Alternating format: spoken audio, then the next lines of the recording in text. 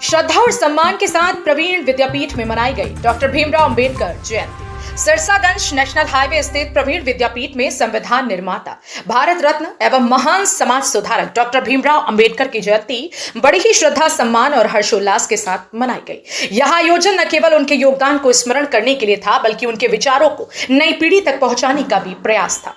कार्यक्रम की शुरुआत डॉक्टर अंबेडकर के चित्र पर माल्यार्पण और दीप प्रज्वलन के साथ की गई। विद्यालय के डायरेक्टर दीपक जादौन, प्रबंधिका श्रीमती पारुल जादौन, समस्त शिक्षकगण और छात्र छात्राएं इस अवसर पर उपस्थित रहे। तो वहीं विद्यालय प्रांगण को सजाया गया था, जिसमें रंगोली, बैनर और पोस्टर के माध्यम से बाबा साहेब के जीवन दर्शन को दर्शाया गया।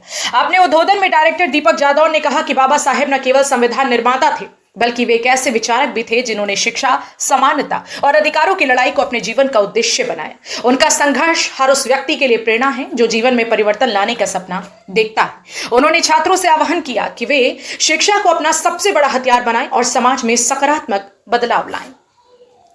विद्यालय की प्रबंधिका पारुल जादौन ने भी डॉक्टर अंबेडकर के चित्र पर पुष्प अर्पित कर उन्हें श्रद्धांजलि दी। उन्होंने कहा, बाबा साहेब का जीवन हम सभी को ये सिखाता है कि परिस्थितियां चाहे जैसी भी हो, यदि संकल्प दृढ़ हो तो कोई भी लक्ष्य असंभव नहीं।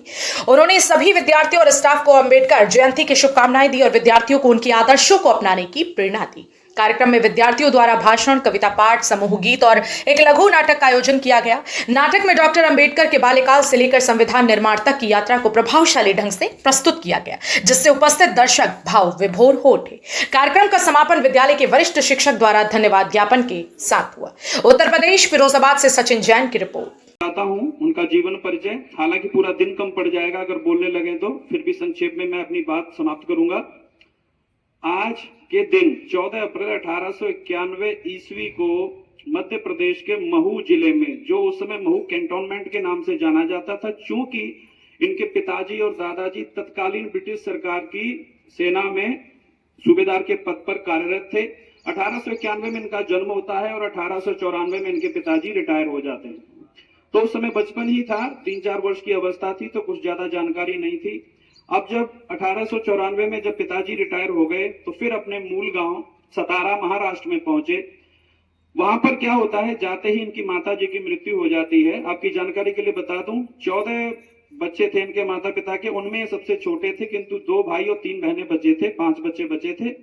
तो स्थिति ज्यादा अच्छी न थी। फिर जैसे माँ का देहांत हुआ, माँ का देहांत होने के बाद पिता ने दूसरी शादी की।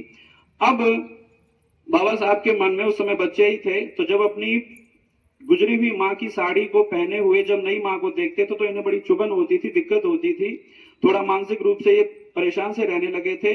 फिर एक दिन इन्होंने मन ही मन विचार बनाया कि मैं इस परिस्थिति में सांस नहीं ले सकता, मैं यहाँ पे नहीं रह सकता।